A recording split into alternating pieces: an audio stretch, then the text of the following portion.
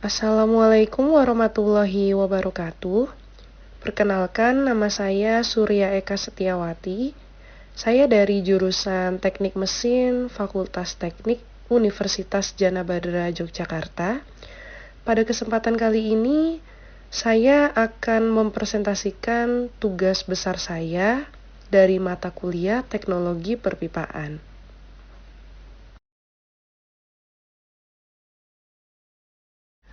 Dari berbagai tema kajian, saya memilih materi tentang sistem perpipaan jaringan gas kota.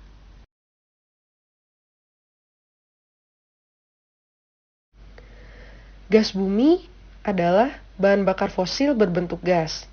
Gas bumi sering juga disebut sebagai gas alam atau gas rawa. Gas bumi dapat ditemukan di ladang minyak, gas bumi, dan juga tambang batu bara. Nah, komponen utama dalam gas bumi itu adalah metana atau dalam rumus kimianya adalah CH4. Selain itu, komponen pendukung lainnya seperti etana, propana, butana, dan juga gas-gas yang mengandung sulfur atau belerang. Gas bumi itu dapat dimanfaatkan sebagai bahan bakar. Contohnya untuk pembangkit listrik tenaga uap, bahkan untuk kendaraan-kendaraan bermotor seperti BBG atau bahan bakar gas, LGV (Liquefied Gas for Vehicle), CNG (Compressed Natural Gas), industri ringan, menengah, dan berat. Pada proses pengerjaan jaringan gas untuk rumah tangga, itu terdiri atas 3 tahap, yaitu prakonstruksi, konstruksi, dan operasional.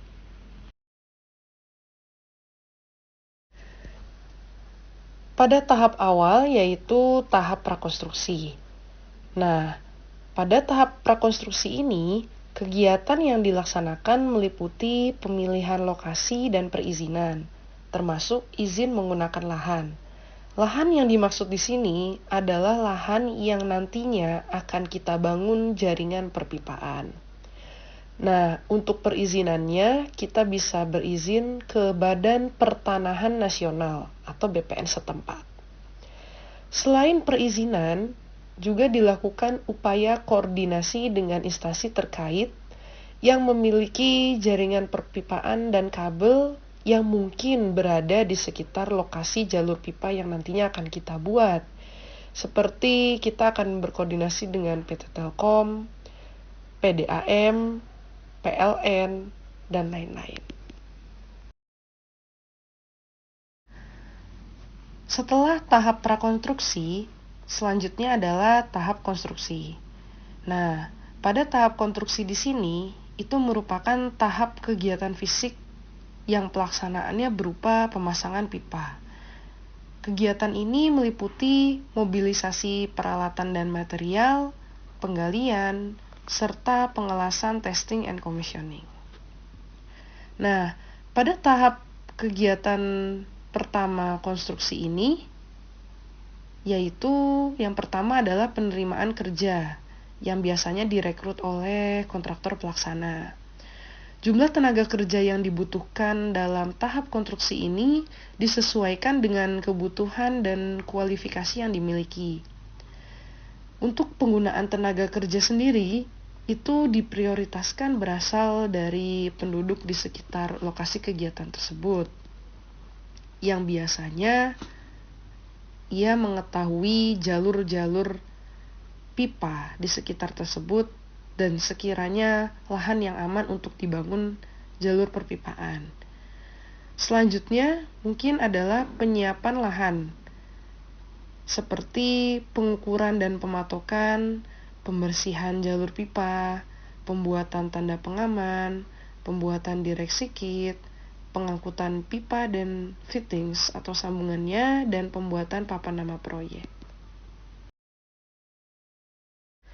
Nah, tahap terakhir dalam proses pembuatan jaringan pipa gas kota adalah tahap operasional.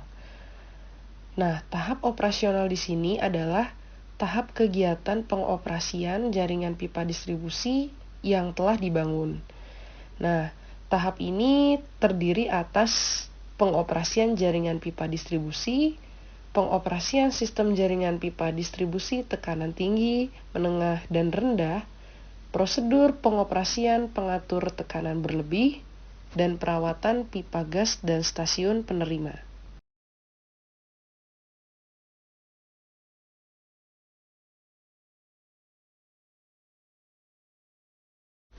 Gambar di bawah ini memperlihatkan diagram alir proses PFD dari MRS atau Metering and Regulating Station.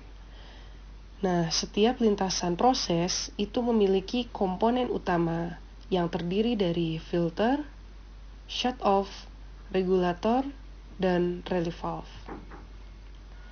Pipa utama membaca gas dari MRS ke MRS take-off dalam kondisi HPDS. Selanjutnya, tekanan diturunkan di MRS take-off dan gas mengalir dalam pipa distribusi pada kondisi MPDS. Kemudian, dari kondisi MPDS, tekanan diturunkan kembali menjadi LPDS dengan menggunakan regulator sektor. Valve dipasang sepanjang sistem distribusi ini untuk memungkinkan pembagian dan konfigurasi ulang jaringan untuk pemeliharaan serta pengembangan. Beberapa jenis valve berfungsi untuk mencegah tekanan berlebihan dan aliran balik. Nah, regulator itu digunakan untuk mengendalikan tekanan dari bagian tertentu sistem distribusi. Jika tekanan hulu upstream dari regulator station menjadi lebih rendah daripada tekanan hilir atau downstream yang telah disetting, maka regulator akan membuka penuh. Dengan demikian, regulator station akan melindungi sistem distribusi hilir dari kelebihan tekanan yang mungkin dapat terjadi. Nah, hal ini terutama dilakukan oleh regulator itu sendiri. Tapi, jika alat tersebut gagal, maka alat tambahan seperti shut-off valve dan relief valve digunakan untuk merendahkan tekanan hilir. Nah, selanjutnya di bawah ini adalah gambar PNID, yaitu Piping and Instrumentation Diagram pada jaringan gas kota. Untuk PNID MRS sendiri ini, ada 4 bagian penting yang di dalamnya sangat berguna untuk PNID pada jaringan gas kota, yaitu yang pertama adalah inlet section, regulating section, metering section, dan outlet section. Pada inlet section terdapat instrumen insulating joint atau IG dan pressure gauge inlet. Insulating joint intinya adalah sebagai inlet gas dan untuk melindungi sistem MRS dari beda potensial yang ditimbulkan dari pipa sebelum masuk ke sistem MRS dengan pipa MRS. Untuk regulating section, instrumen-instrumen yang terlibat antara lain adalah ball valve, filter, regulator, relief valve, dan check valve. Regulating section ini digunakan untuk mengatur tekanan gas sesuai dengan desain dan menyaring gas dari kotoran-kotoran.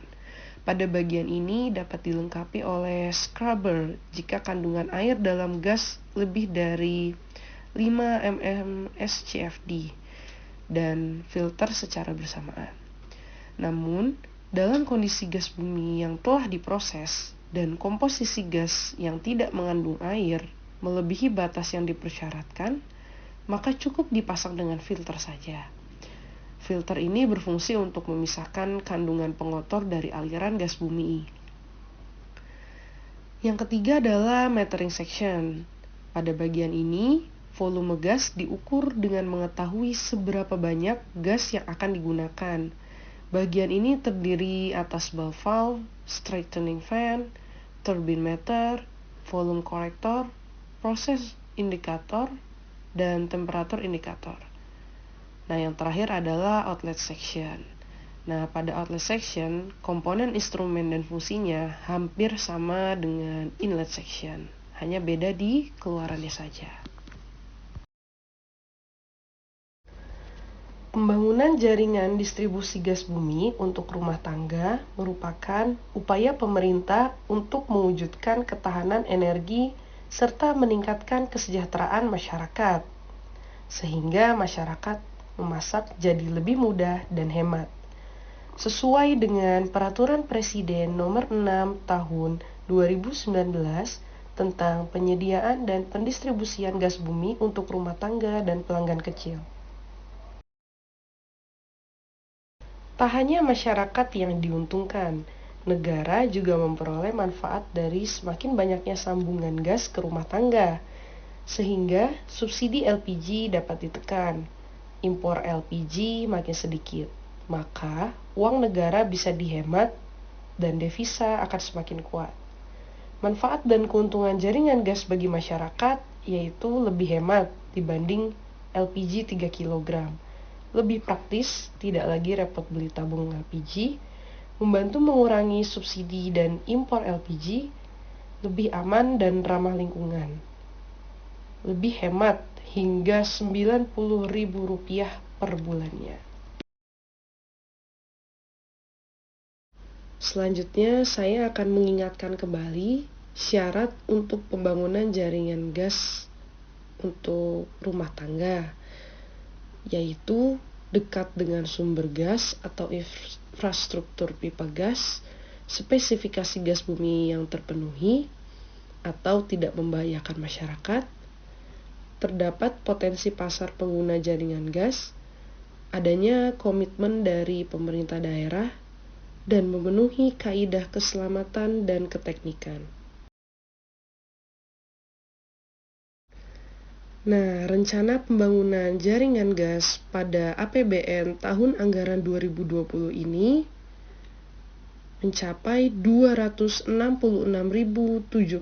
SR yang tersebar di 49 kabupaten atau kota di seluruh Indonesia.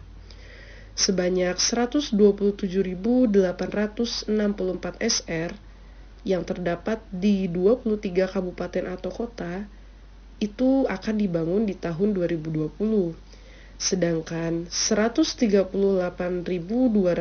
SR di 26 kabupaten atau kota akan ditunda pembangunannya ke tahun anggaran 2021, mengingat penghematan anggaran untuk penanganan COVID-19. Kesimpulan yang dapat diambil dari materi sistem perpipaan jaringan gas kota ini adalah diperlukannya jaringan transmisi dan distribusi gas bumi yang handal. Jaringan handal dapat menghubungkan gas bumi dari sumbernya dengan daerah atau pasar yang membutuhkannya, sehingga konsumen atau masyarakat dapat menikmati hasil jaringan gas bumi tersebut. Selanjutnya, saran dari saya adalah sebaiknya akan lebih bermanfaat apabila jaringan pipa transmisi yang dibangun diusahakan melalui sebanyak-banyaknya kota, meskipun akan membutuhkan biaya investasi untuk material dan penambahan peralatan lainnya untuk menjaga tekanan pada gas yang akan dialirkan ke konsumen atau masyarakat. Nah, baik, itulah tadi paparan mengenai materi tentang sistem perpipaan jaringan gas kota. Saya mohon maaf apabila terdapat penulisan atau perkataan yang kurang. Terakhir, saya ucapkan terima kasih dan salam sejahtera untuk kita semua. Wassalamualaikum warahmatullahi wabarakatuh.